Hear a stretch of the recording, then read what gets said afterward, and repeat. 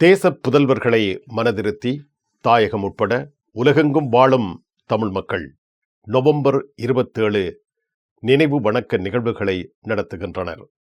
மண்ணின் மைந்தர்களுக்கு எங்கள் அகவணக்கம்.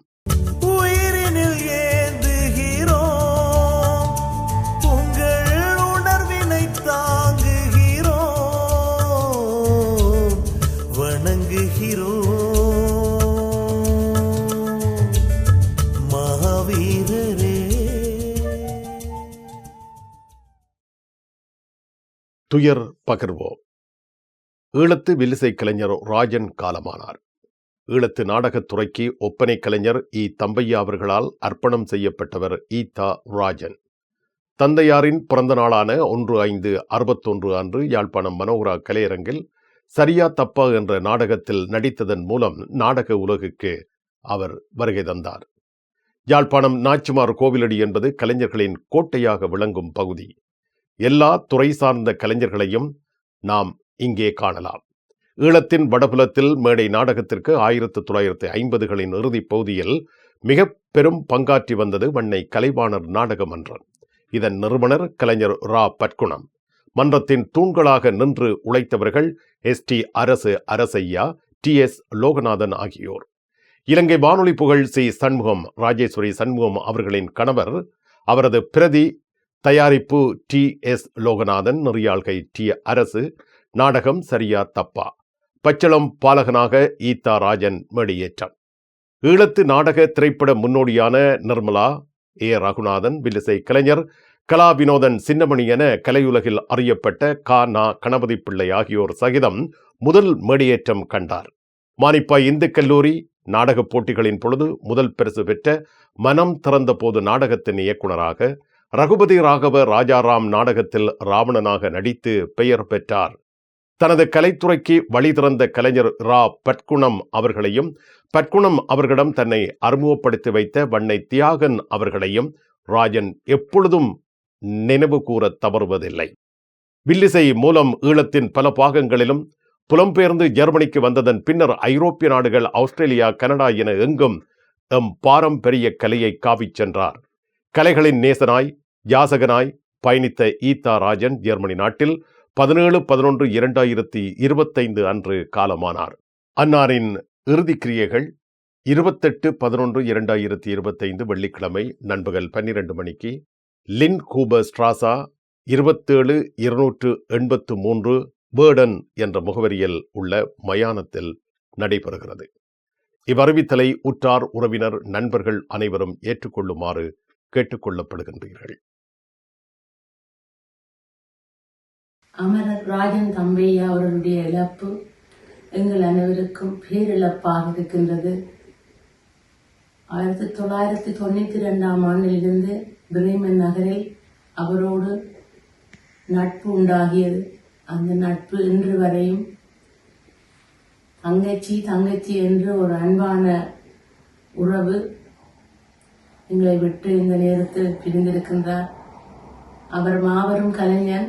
அவர் வாழ்ந்த காலத்தில் நாங்களும் அவரோடு கூட பயணித்திருக்கின்றோம் என்பது எமக்கு மிகவும் பெருமையான ஒரு விடயம். மேலும் ராஜன் தம்பையா அவர்கள் அவருடைய அனைத்து கலை படைப்புகளிலும், நாடகமாக இருக்கட்டும், படமாக இருக்கட்டும், வில்லுப்பாட்டாக இருக்கட்டும், அதில் கூட நான் பங்கு பெற்றிருக்கின்றேன். என்னையும் என் குடும்பத்தையும் அவர் ஒவ்வொரு நிகழ்விலையும் இணைத்துக் கொள்வார்.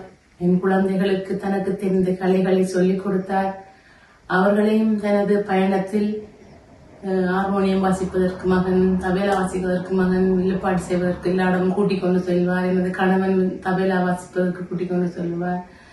வில்லுப்பாட்டில் அவருக்கு பக்கமாக இருந்து வில்லுப்பாட்டுக்கு ஒத்துழைப்பதற்காக அவர் போகும் இடம் எல்லாம் டென்மார்க்கா இருக்கட்டும், ஹாலண்டா இருக்கட்டும், எங்கெல்லாம் போகின்றாரோ அங்கு அவர்களையும் கூட்டி சென்று தன் பயணத்தில் எங்களையும் இணைத்தார். இன்று அவர் மோடி இல்லை. அவர் எமது பிரீமன் ஆன்மீக பணியகத்துக்கும் அவர் ஆரம்ப காலம் தொட்டு எங்களுடைய நிகழ்வுகளில் தனது நாடகங்களை எழுதி நமக்கு அதை பயிற்சி செய்து நாடகம் மேடைகளில் ஏற்றி வந்தார். இப்பொழுது சில காலங்களாக அவருடைய பணி ஓய்ந்து விட்டது. கொஞ்சம் தளர்ந்திருந்தார். இப்பொழுது அவர் நம்மோடு இல்லை. நான் 2 தடவைகள் சிறந்த நடிகையாக தங்கப்பதக்கம் பெறுவதற்கும் அவர் நமக்கு வாய்ப்பளித்தார். எல்லாத்தையும் விட ஒரு பண்பான மனிதன். நம்மோடு எங்கள் பிள்ளைகளோடும் சிரித்து கலகலப்பாக என்றும் ஒரு நல்ல உறவில் ஒவ்வொரு பொங்கலுக்கும் என்ன துன்பம் இருந்தாலும் எவ்வளவு மழை அடித்தாலும் பொங்கலை கொண்டு வீடு வந்து தருவார். வெட்டி எறிந்திருக்கும். அப்படியா என்ன வந்து நீங்க அது தரணும் உங்களுக்கு. நான் பொங்கல் கொண்டு வந்து எத்தனை மணி ஆனாலும் வீட்டை கொண்டு வந்து பொங்கல் தந்துட்டு போவார். அப்படி ஒரு கலை தமிழ் பெற்றாளர். அவருடைய இழப்பு எனக்கும் என் குடும்பத்தாருக்கும் எனது பிள்ளைகளுக்கும் பிரீமன் ஆன்மீக பணியகத்துக்கும் பேரிழப்பு. அவருடைய பிரிவால் தேரூரும் அனைவருக்கும் நமது ஆறுதலையும் அன்பையும் தெரிவித்துக் கொள்கின்றோம். ஜெர்மனி செய்திகள். ஜெர்மனி நாட்டில் இருந்து வேலும் மயிலும் ராமகிருஷ்ணன் அவர்கள். என் தமிழ் உறவுகளே வணக்கம். ஜெர்மனி நாட்டில் அகதிகள் தொடர்பாக நீதிமன்றம் அதிரடி தீர்ப்பு ஒன்றை வழங்கியுள்ளது.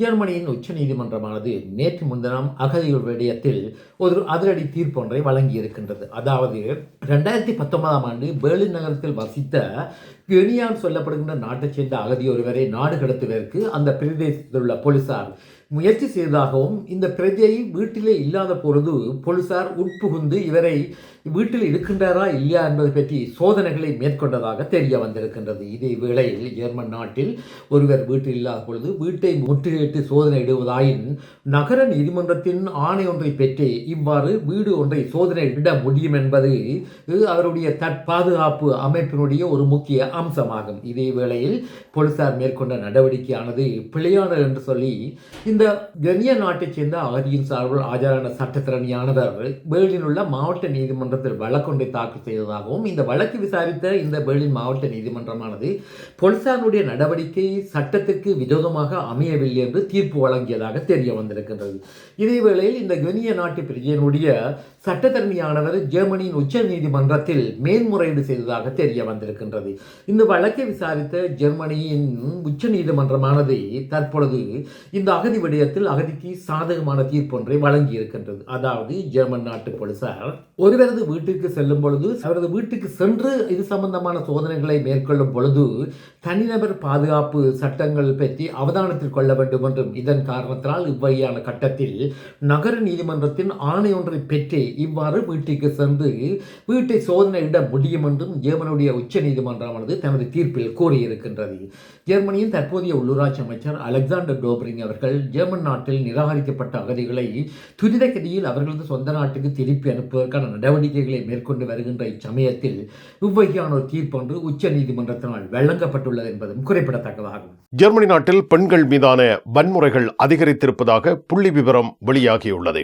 ஜெர்மனியில் அண்மை காலங்களாக பெண்கள் மீதான வன்முறை சம்பவங்கள் அதிகரித்து வருவதாக ஏற்கனவே புள்ளி விவரங்கள் தெரிவித்திருந்த நிலையில் பெண்கள் மீதான வன்முறைகளை கட்டுப்படுத்துவதற்காக கடந்த புதன்கிழமை ஜெர்மன் பாராளுமன்றத்தில் ஒரு சட்டம் ஒன்று இயற்றப்பட்டிருக்கின்றது. அதாவது கடந்த ஆண்டு 2024ஆம் ஆண்டு 1,71,000 உபகையான குடும்ப சச்சரவுகள் ஏற்பட்டதாகவும், இதில் பாதிக்கப்பட்டவர்களில் 80% பெண்கள் அடங்குவதாகவும், இதே வேளையில் கொலை செய்யப்பட்டவர்களுடைய எண்ணிக்கையும் 150க்கு மேற்பட்டுள்ளதாகவும் சில புள்ளி விவரத்தில் தெரிவிக்கப்பட்டுள்ளது. இதன் காரணத்தினால் பெண்கள் மீதான வன்முறையை கட்டுப்படுத்துவதற்கு பெண்களுக்கு இவ்வாறு ஆபத்தான நிலையில் எலக்ட்ரானிக் ஃபுட் ஸ்பெஷல் என்று சொல்லப்படுகின்ற மின்சாரத்தில் இயங்குகின்ற சில சமீட்சை கருவிகளை பூட்டுவதற்கு ஜெர்மன் பாராளுமன்றத்தில் சட்டம் ஒன்று இயற்றப்பட்டிருக்கின்றது. அதாவது ஸ்பானிய நாட்டில் 2009ஆம் ஆண்டு இவ்வகையான சட்டம் அமலில் இருந்து பல வெற்றிகளை ஈட்டியுள்ள காரணத்தினால் ஜெர்மனியும் இவ்வகையான சில நடவடிக்கைகளை மேற்கொள்ள உள்ளதாக தெரிய வந்திருக்கின்றது. அதாவது நகர நீதிமன்றமானது பெண்களுக்கு இவ்வகையான ஆபத்து கணவனால் அன்றைய காதலனால் ஏற்படும் என்று கருதும் பட்சத்தில் எலக்ட்ரானிக் ஃபுட் ஸ்பெஷல் என்று சொல்லப்படுகின்ற மின்சாரத்தில் உள்ள சில மின்சார சமீட்சை கருவிகளை பெண்களுக்கு பொருத்தலாம் என்று சில கட்டளைகளை கட்டளைகளை பிறப்பிக்க வேண்டும் என்று இவ்வாறு கட்டளைகள் பிறப்பிக்கப்பட்ட சமயத்தில் பெண்ணை தாக்குவதற்கு கணவனோ அன்றில் காதலனோ பெண்ணை நோக்கி அணுகும் பொழுது உடனடியாக சில சமீட்சைகள் போலீசாருக்கு தெரியப்படுத்தப்படும் என்றும் தெரிய வந்திருக்கின்றது. இதன் மூலம் போலீசார் ஸ்தலத்துக்கு விரைந்து நிலைமைகளை கட்டுப்பாட்டுக்குள் கொண்டு வரக்கூடிய அம்சங்கள் அமைந்துள்ளதாக தெரிய வந்திருக்கின்றது. ஜெர்மனியில் ஆண்டுதோறும் நடைபெறும் வணக்கம் ஐரோப்பா 2026 உங்கள் அபிமான பாடகர்கள்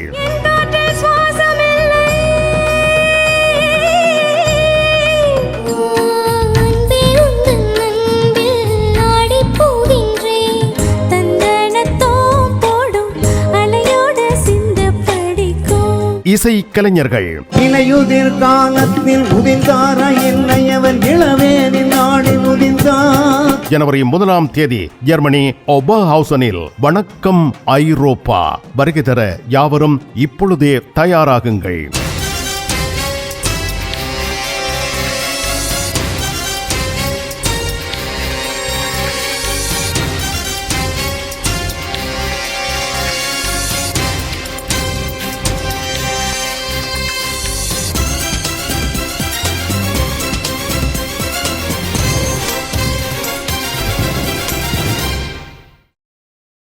டோட்முண்டில் ராஜமுத்திரை SK சில்க்ஸ் பாரடைஸ் உங்களுக்கு பிடித்தமான ஆடைகள் அனைத்தும் மாபெரும் மலிவு விற்பனை.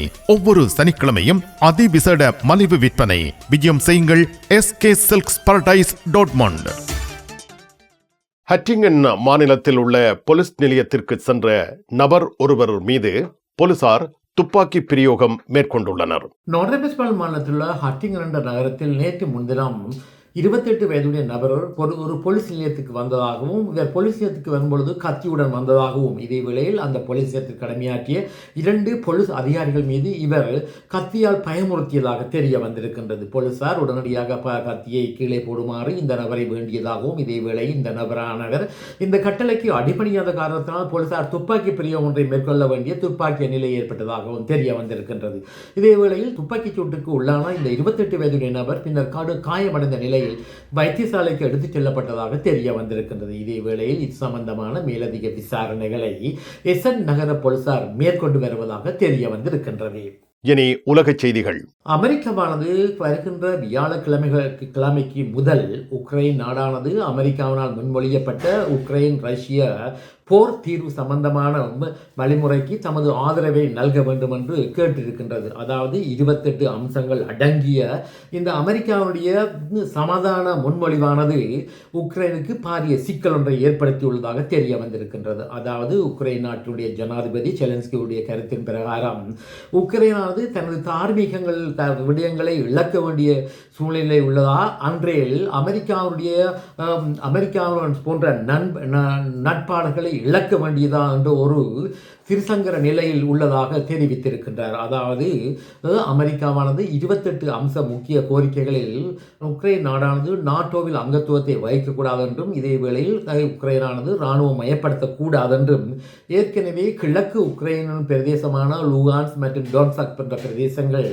ரஷ்யாவின் கட்டுப்பாட்டில் உள்ள நிலையில் இந்த பிரதேசங்கள் ரஷ்யாவிற்கு சொந்தமான பிரதேசமாக உக்ரைனானது ஏற்க வேண்டும் என்றும் இந்த 28 அம்ச கோரிக்கையில் உள்ளதாக தெரிய வந்திருக்கின்றது. இதே வேளையில் மேற்கு ஐரோப்பிய நாடுகள் அமெரிக்காவுடைய இந்த முன்மொழிவுக்கு தமது எதிர்ப்பை தெரிவித்ததாக தெரிய வந்திருக்கின்றது. அதாவது இந்த திட்டமானது ரஷ்யாவுடைய முழு நகல் என்று பல அமெரிக்க செனட் உறுப்பினர்கள் கூட நேரடியாக கண்டனத்தை தெரிவித்திருக்கின்றார்கள். குறிப்பாக அமெரிக்காவுடைய வெளிநாட்டு அமைச்சர் மார்க்கோ ரூபியோ அவர்கள் இந்த 28 அம்ச முன்மொழிவானது ரஷ்யாவுடைய முன்மொழிவு என்று 2 முக்கிய அமெரிக்க பாராளுமன்றத்தின் செனட்டர்களுக்கு தெரிவித்ததாகவும் பின்னர் இவர் இந்த கூற்றிலிருந்து விலகியதாக தெரிய வந்திருக்கின்றது. அமெரிக்காவுடைய முக்கிய அரசியல் பிரமுகர்கள் இது அமெரிக்க ஜனாதிபதி டொனால்ட் ட்ரம்ப் அவர்கள் பூட்டினுடைய நிலைப்பாட்டை பிரதிநிதித்துவப்படுத்துவதற்கு மேற்கொள்கின்ற விடயமாகவும் தெரிவித்ததாக செய்திகளில் தெரிவிக்கப்பட்டுள்ளது. மிக்க நன்றி வேலும் மயிலும் ராமகிருஷ்ணன் அவர்களே. மீண்டும் சந்திப்போம்.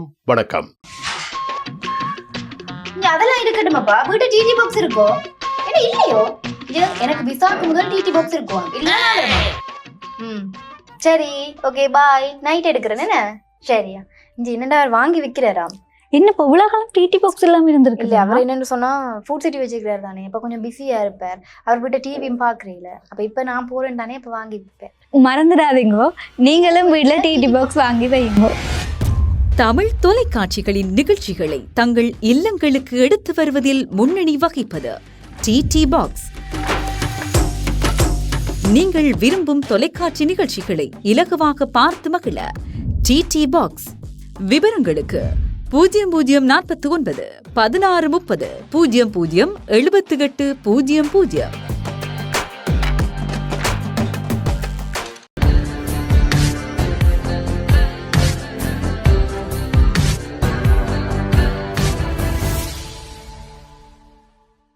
ஜெர்மனியில் உங்கள் நண்பன் கோபரா ஞானம். நாகரிக நங்கிற்கும் ஆடவருக்கும் ஏற்ற நவீன ரக புடவைகளை ஜெர்மனியில் நாள்தோறும் அறிமுகம் செய்யும் கோபரா ஞானம் ஸ்தாபனத்தில் தரமான ஆடை திணுசுகளை எப்பொழுதும் மலிவு விலைகளில் பெற்றுக் கொள்ளலாம் என்பதை மறந்து விடாதீர்கள். கோபரா ஞானம் டாட்மண்ட்.